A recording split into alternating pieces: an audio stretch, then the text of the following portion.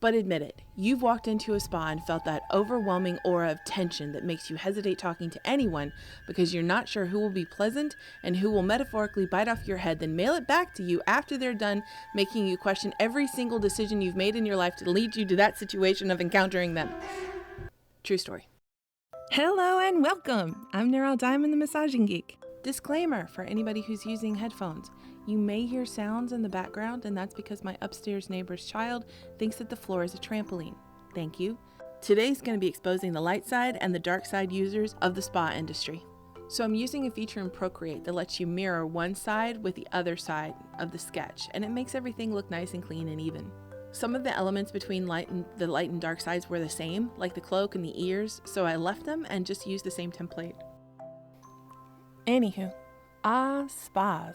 There are multiple roles in most spas, especially the corporate ones. There's the owners, of course, the name is self-explanatory. There's the front desk, or SAs as I will call them. SA stands for either spa administrator or sales associate, depending on where you're at. Then there are massage therapists, of course, and the clients. The clients are going to be covered in a video all their own. That's a whole special kind of crazy.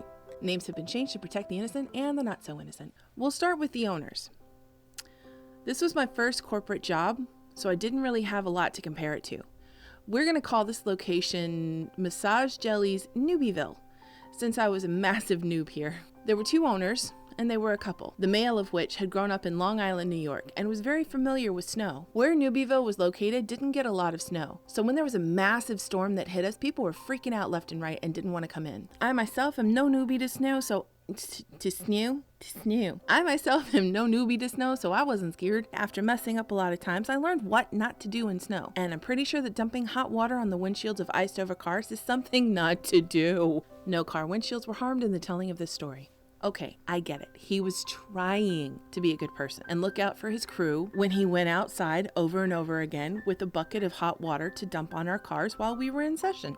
I mentioned that this is the hero side of the owners, right? Yeah, if potentially cracking several employees' car windshields is the hero side of the owners, I'm just going to let that sentence dangle. And now on to the bad side of my experience with the owners.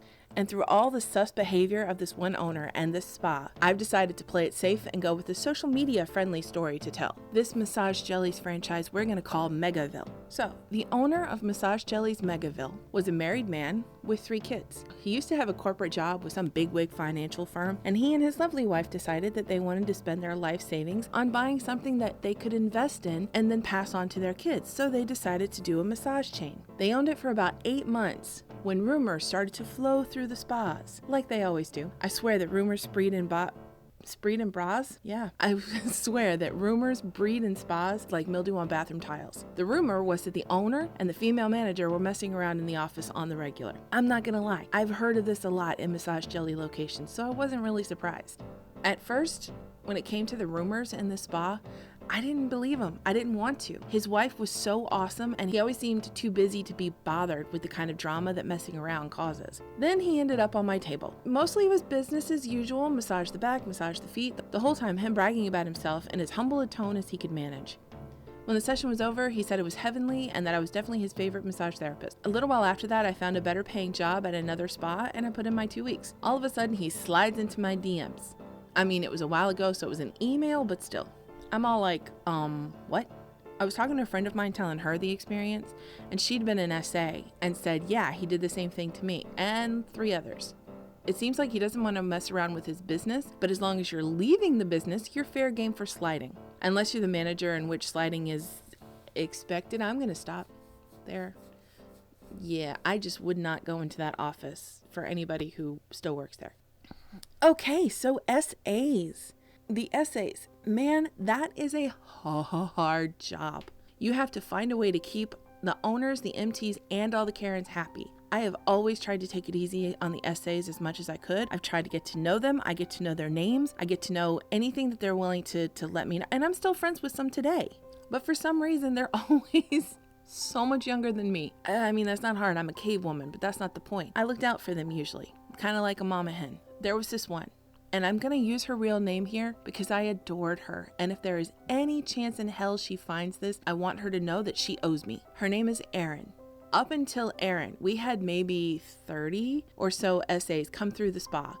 We'd only been open like 9 months. Seriously, it's a revolving door. This was Newbieville, the spa that I had been there since it opened. Erin was amazing. She was quiet for the most part, but once she was comfortable with you, the goofiness started to come out. She would come bursting into the break room, flinging the door open, and doing a non-tap tap dance into the room. It was a way of making you smile before she had to tell you the bad news that a client had canceled. This was one of those spas that you didn't get paid if the spa didn't get paid. So if an SA decided not to charge the client for the cancellation, then you didn't get paid. But Erin did everything she could to get us paid. I'd see her come into the spa in the morning.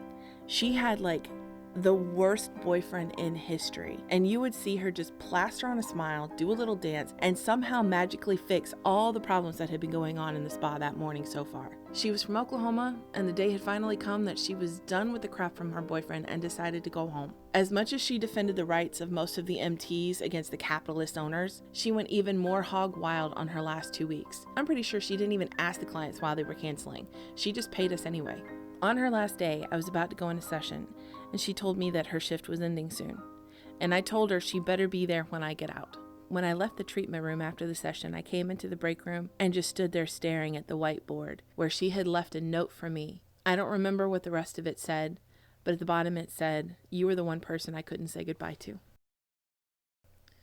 Erin, if you're listening, you owe me a hug, damn it.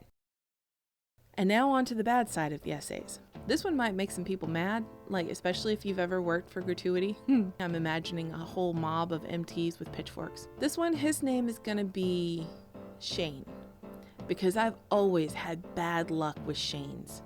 Shane started as an SA, and he tried to come up with ways to connect with each therapist in SA. He was a little manipulative, and when I say little, it's because he was short. He would call us birthday twins, he and I, because we were born on the same day, but like 17 years apart. He was 19 years old. By the way, I'm really bad at math, so don't use that to try to figure out my age. I couldn't believe it. For some reason, these spas always hire toddlers for the SA jobs. I've done this job. It's not easy. Toddlers need not apply. After a while, the owners decided to make him manager. Again, he was manipulative. I'm not surprised. This is the Newbieville location, meaning this was the owner that dumped the hot water on our windshields. He also convinced the owners, somehow, to hire his boyfriend without even having an interview. It turned out that he wanted this for a reason. One day I was sitting in the break room with a bunch of other therapists having lunch when Shane came in. This is kind of a long story, so I'm going to sum it up. If you have any questions, feel free to put it in the comments. When there was cash gratuity involved, the spa had a policy. If the client did not give it to us outside the room, then they would give it to the SA at the front, and the SA would put it in an envelope. Not all clients would put it in the envelopes first. Sometimes they would just hand it to the SA. The SA would then take the envelope, write our name on it, and put it in a drawer that was underneath the cash register.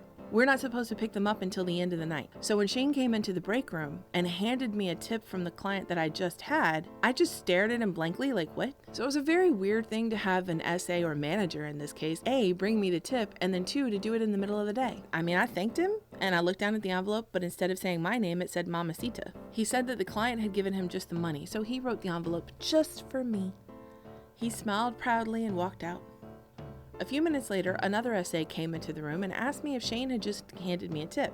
This girl was like a hound dog Sherlock sniffing out the clues. She asked to see the envelope, and I handed it to her. So she looked at it, saw that it said Mamacita, took the money out of it, gave me the money, and then left the room. I know, right? I'm just as confused as you were. It turns out what had happened was, cue the internal imagery of an old black and white movie showing.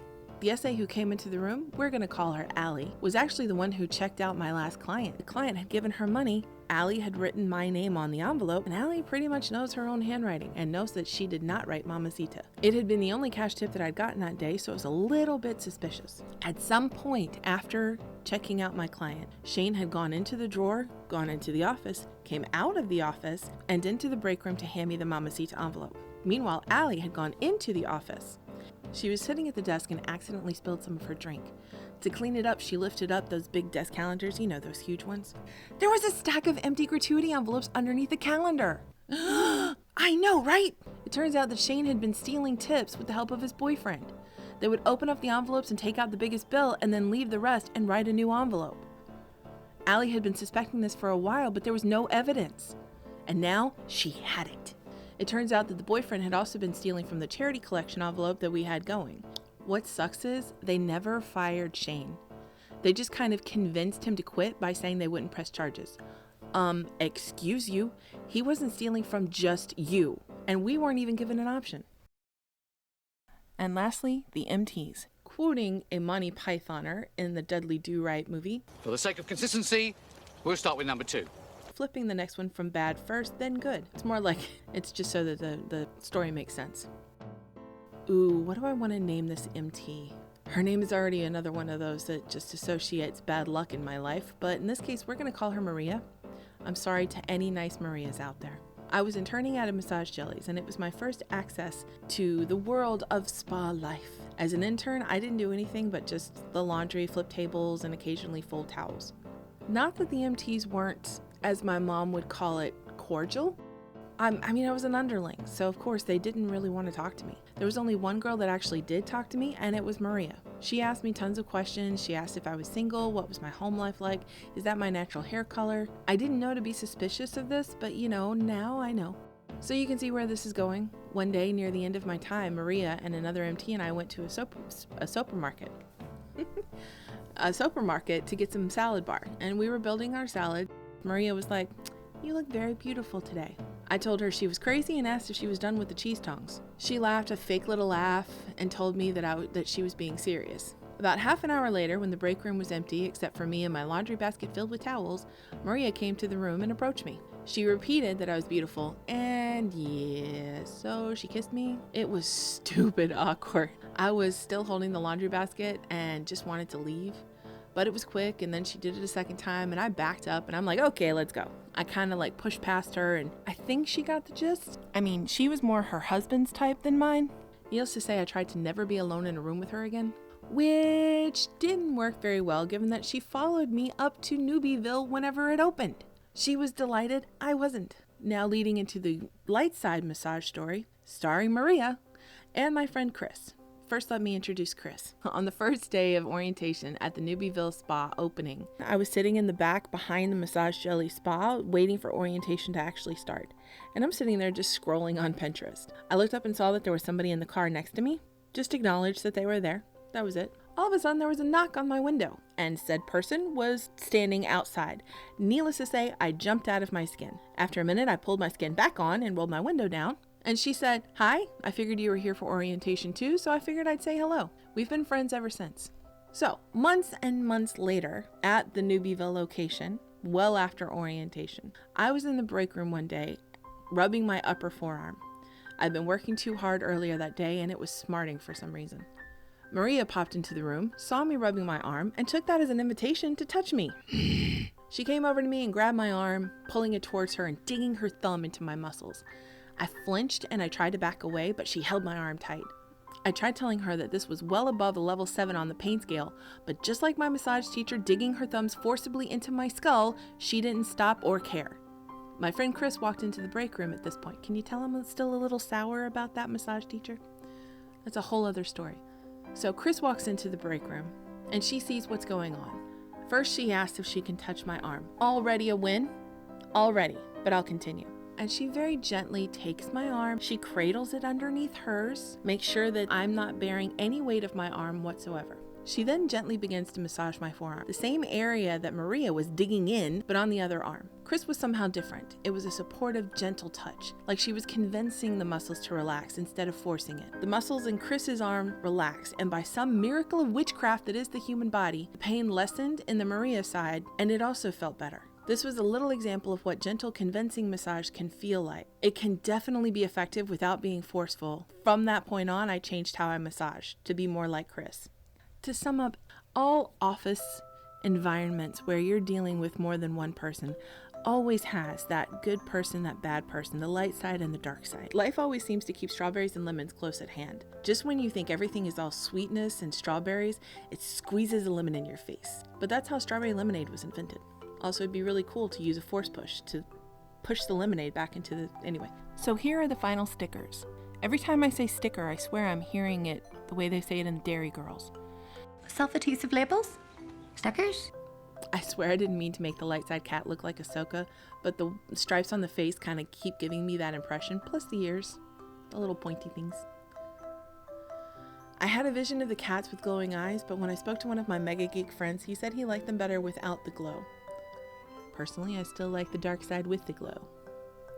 Thank you for watching. If you like this kind of storytelling, feel free to hit the subscribe button and become a geek.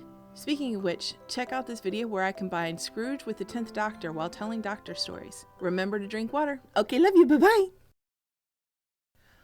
I tried telling her that was well above the level 7 on the pain scale, but just like my massage I knew this was going to be a difficult line. If you like this kind of storytelling, feel free to hit the massage button. Oh man, that would be great technology.